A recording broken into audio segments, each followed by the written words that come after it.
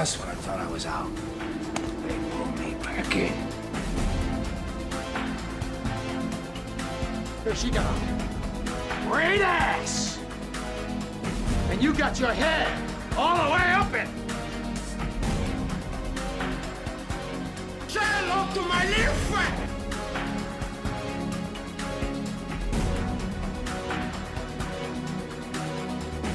Hoo-ah! Oh, yeah. I'm the hand of Mona Lisa's skirt. I'm a surprise, Kevin. They don't see me coming.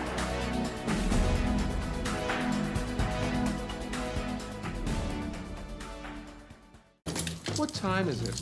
I don't know. What time is it? It's time to kick ass or chew gum. And guess what? I'm all out of gum. Hi all, and welcome back to yet another episode of my Al Pacino retrospective review series. And after last week's monstrosity, that was Jack and Jill. Just the mere mention of that name sends shiver down my spine. Just the mere mention of that title. Anyway, after that thing, we'll be wrapping up this season. Yes, this is the season finale. We're on a very good positive note, on a good film actually. Yes, as in this season finale, episode 16 of this season, we'll be taking a look at the 2012 crime comedy, dramedy, whatever, Stand Up Guys, starring Al Pacino, Christopher Walken, and Alan Arkin, directed by Fisher Stevens, alongside a pretty good, terrific supporting cast in my opinion. You got Margolis in this one, Julianna Marguiles, is that how you pronounce it? I don't know. Lucy Punch, and Vanessa Ferlito. There's some great people in this, like I said, to be honest. And it's actually a really, really decent film. And yeah, finally this brought Al Pacino and Christopher Walken together for the entire film. They were both in Geely. They didn't share scenes because they had separate scenes. Now they're together. Geely is, by the way, another one that just...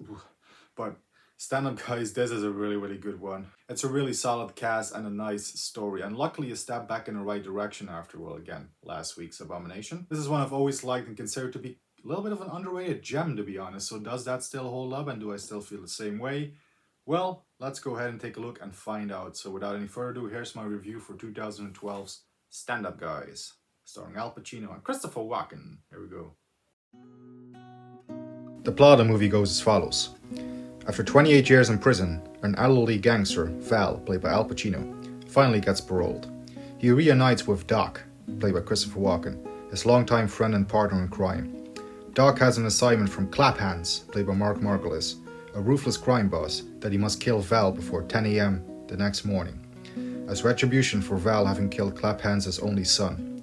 Val just wants to party, meet girls, and get the old gang back together. So they invite their old pal Hirsch, played by Alan Arkin, out for one last hurrah. It's a solid movie with some good heartfelt moments and comedic bits. There are some really good character moments between Pacino, Walken and Arkin, and overall it's a nice little more intimate story about friendship and honor among thieves, etc. Yes, it's yet another film where Pacino plays a gangster of sorts, and while the film might come off as cliché to some, it's in the performances where this film rises above being a run-of-the-mill gangster comedy for me, as well as a above-average script that is only enhanced and elevated by said performances. Pacino as Val, a seasoned criminal who's released from prison after a long stretch in the beginning of the film, is portrayed wonderfully and is a character that does have some deeper complexities to him. The reasons he was in prison is because of a botched job where people died, most notably the son of the crime boss Claphands. Val took the fall and did his bit in prison, all the while never spilling the beans or ratting on anyone, and at the same time all the while fully expecting retaliation from Claphands. You realize after some time inside that this would not happen while he was in the can, but rather Claphands would strike almost immediately upon his release. He quickly figures out that the crime boss recruited his best friend Doc to do the job. While he does accept his fate, he is just desperate to have one more big night with his best friend for all time's sake. There are numerous scenes where Pacino gets to shine once more in this. He gets to have a fantastic dance scene in a nightclub, as well as an emotional moment involving Alan Arkin's character, which I will not give away here. And towards the end of the film, there are one or two beautifully acted moments between him and Walken as well. Overall, it's yet another wonderful performance by Pacino in my opinion, and feels yet again very different from previous gangster roles and movies that he did. Christopher Walken, always a delight to see on screen, does a wonderful job here as well as the character of Doc. As Pacino's best friend, he's given many great moments as he was tasked reluctantly in performing the hit on him by the crime boss. His chemistry with Pacino is amazing, which is definitely a necessity since for most of the runtime it's these two that we're watching. Walken, as well as being great at the comedic bits, also absolutely shines during the more dramatic ones, and one particular scene towards the end having to do with him making a phone call to a family member certainly hit all the right beats for me and is played wonderfully by Walken. Him and Pacino together are an absolute highlight for sure, and even though it might be a collaboration that came too late for some, it's still worth the price of admission nonetheless. Kudos to Christopher Walken. Alan Arkin, another actor of whom I've always enjoyed his work and performances, is yet another winner here. Although the actual screen time is a bit lesser for him as he first appears in the picture roughly about midway through, he definitely ends up being another highlight and a scene stealer once he does, that's for sure. Of course, he previously appeared opposite Pacino in an all-star cast in 1992's Glengarry Glen Ross, in which he was wonderful as well, which is no different here. His character Hirsch, without going into spoilers, definitely delivers some big emotional beats and moments which are perfectly handled and delivered by all involved. Kudos to this amazing and underrated actor who sadly is no longer with us, may he rest in peace. Rest of the cast delivers solid performances as well, with the likes of Margolis as Claphans, Julianna Marguiles as Nina Hirsch, daughter of Alan Arkin's character, Lucy Punch as Wendy, the prostitute madam that Pacino, Walken and Arkin visit throughout the film, Addison Timlin as Alex, a waitress at the restaurant favoured by Walken and visited numerous times by the main characters, and Vanessa Ferlito as a lady in peril whom our characters help out as a way towards some redemption are all wonderful additions and supporting characters for this piece. Solid roles across the board in my opinion. The direction by Fisher Stevens is well done as well. From my understanding, he's better known as an actor, though to be honest, I don't think I've seen too much from him actually. As a director here, it all felt solid enough for me, so definitely no complaints. The film has a great soundtrack as well, featuring a great array of licensed songs as well as 2 new and original songs by Jon Bon Jovi, which are terrific in my opinion. All in all, solid film across all aspects for me. The film upon release was sadly met with mixed opinions though by both audiences and critics. On an estimated budget of about $15 million, it ended up making only $5 million worldwide, which I do chalk up to bad marketing and limited releasing, as I remember vividly being kind of hyped for the film back in the day and wanting to see it but barely finding any cinema in my country that played it, and apparently it went straight to DVD/Blu-ray in Germany as well. It's a real shame.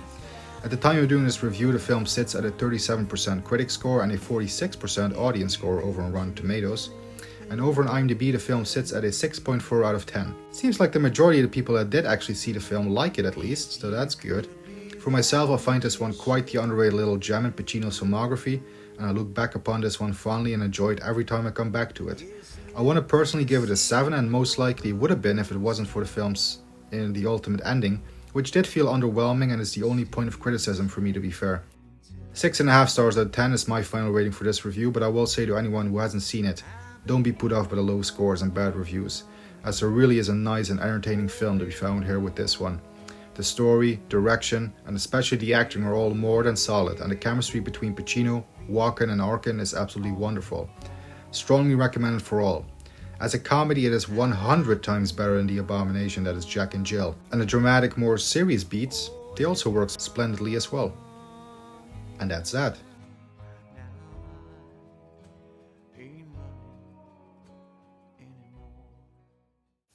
So there you guys have it. That was my review for Stand Up Guys from 2012. Like I said, it's a 6.5. It would have been a 7 if it wasn't for the very final scene in the film, the very final ending bit. Like the ending, I don't want to again this. I want this to be as spoiler free as possible. I've avoided talking around certain things here and there during the review. But the very ending, it's a little. I'm not gonna say much, but it's too abrupt. And if you see the film, you will probably know what I mean. It's even if I say what ending the film reminds me of, I will probably spoil it because I'm not gonna say it. It reminds me of a certain old western from the 70s. Is all I'm gonna say. It rhymes with Dutch acidi and the bun dance tick. Yeah. If you know, you know. Like I said, there's some great performances in this one. I really like Al Pacino in this film. I think he does a really great job. There's a lot of stuff to his character for him to sink his teeth into, and he does it exceptionally well. Again, it might not be the most challenging role Pacino has ever undertook. It might not be the most challenging role that Christopher Walken has ever undertook. It might not be the most challenging role that Alan Arkin has ever undertook. But they do undertake their characters. They do dive into these characters effortlessly nonetheless, of course, are great actors, and it's just a absolute delight, a pure delight to see them on screen together. Like I said, Christopher Walken, he's an actor. No matter what he pops up in, if it's a 2-second cameo, if it's a 5-minute cameo, if it's a full feature-length role for him, he's always great, no matter what capacity. Same can be said for Alan Arkin. I haven't seen all too many Alan Arkin films. I mean, obviously, Glengarry Glen Ross, that's the obvious one that I have seen because I've reviewed that, for goodness sakes. But I've also seen him, of course, in this one right now here, and I've seen him in Grudge Match with Sylvester Stallone. I think there was another one. I think he did one with Morgan Freeman, if I'm not mistaken. I cannot remember the title, but it's like a more recent comedy. I think Going in Style, is that the Michael Caine as well, if I'm not mistaken? Again, I've seen it, but it's a blank spot. But I've seen some recent stuff. I keep hearing great things about Freebie and the Bean, which he is in. I keep hearing great things about that. I have to check that one out. I know, like I said, there's some great characters in this one. I love the Vanessa Ferlito. Is that how you say it? Vanessa Ferlito? Ferlita? I don't know. But the chick from Death Proof.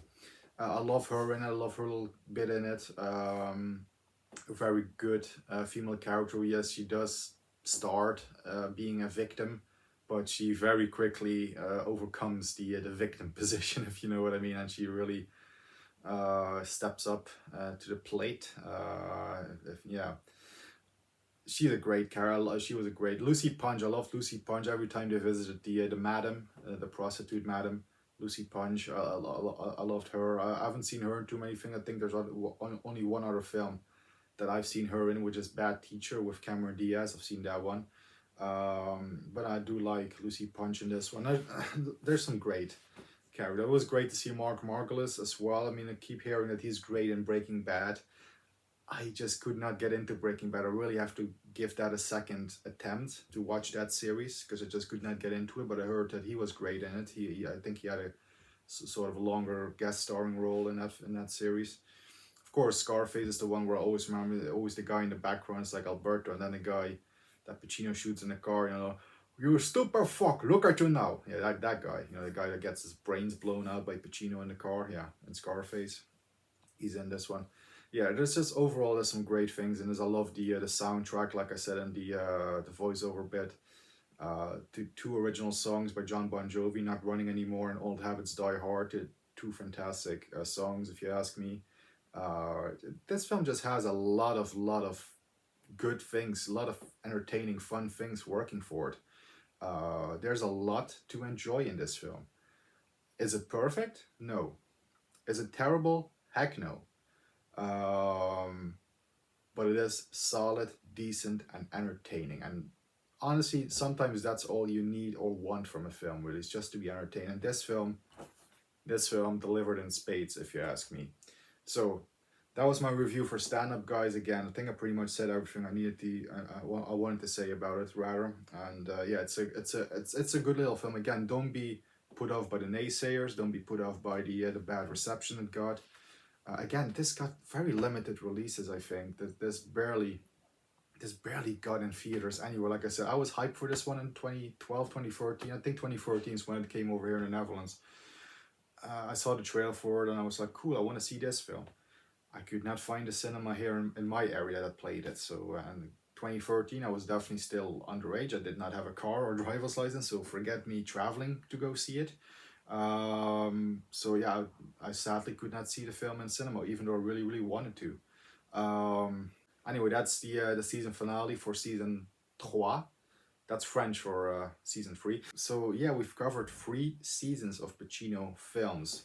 How many films did we actually review so far? I think we had 12 in the first season, we had 16 in the second season, and we had 16 here, plus a bonus episode. Let's not forget about the bonus episode that we did on the Scarface video game. We've covered 45 films according to my calculations right here that I've just quickly looked up.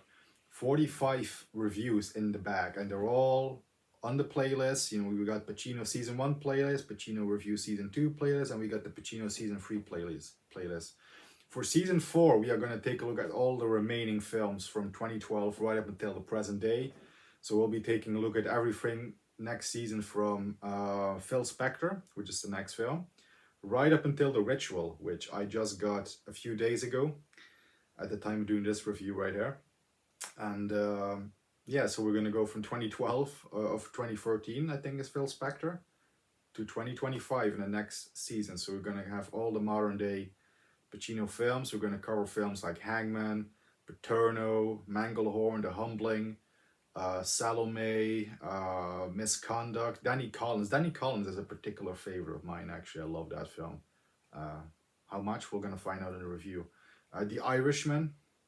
And I will also include Once Upon a Time in Hollywood, even though that's not a Pacino film, quote unquote.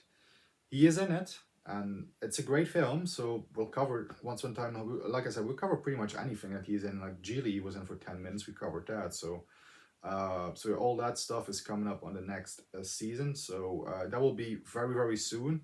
I will actually start recording stuff for it. I will not release it until like a month, let's say 2 months tops will be the hiatus, but I will pre-record a lot of reviews in advance. So this time I will not run the risk of missing a Friday, which I sadly, I it was unfortunate, but I had to miss a Friday or two this season because stuff got in the way. I will get my ass in gear and pre-record as many reviews as I can, and just have them all release accordingly, just like I did the previous 3 seasons now. So I'm looking forward to it. I'm looking forward to actually wrapping up everything so I can finally say I've reviewed every Pacino film. And hey, if Pacino does a film that comes out after I wrap everything up, I will just review them separately, and they will just be, I don't know, I guess part of the epilogue series or something. Like they will just be new, fresh, you know, reviews and films. So, but we're almost done. And I'm quite proud of what I've done so far. Reviewed all these films all the way from Panic at Needle Park up until right here. It's been a ride. The ride will continue. And I'm looking forward to it. I'm hoping you are as well. And with all having been said, stay safe and healthy and keep punching. And before I leave you, just a quick another shout out to my one and only member at the moment, Crushers Movies and Games. Thank you so much for being a member. Excuse me. And if you all would like to become a member as well, the link to do so and the option to do so is down in the description box, and I would appreciate it. It would help out the channel, and like I said, I will go and pre-record a lot of Pacino reviews, and all of those will be available to members first. So in the case of season 4, you might get months ahead. You might get content that's actually, you know, not due to be released for a few months, for 2 months, like I said. So at this point, I will say the membership will be worth it, because I will do a lot of Pacino reviews. I'll be there for members only to watch right up until it premiere for everyone. But anyway, that of course is all optional. With all that having been said, again, keep punching. See you in season 4. Take care. And as we always say at the end of this, let's quote Pacino once again. Hoo-wah! See you in 2 months. Well, for the reviews, I'll be doing other stuff in 2 months. But anyway, the Pacino reviews, 2 months from now. We'll see you then.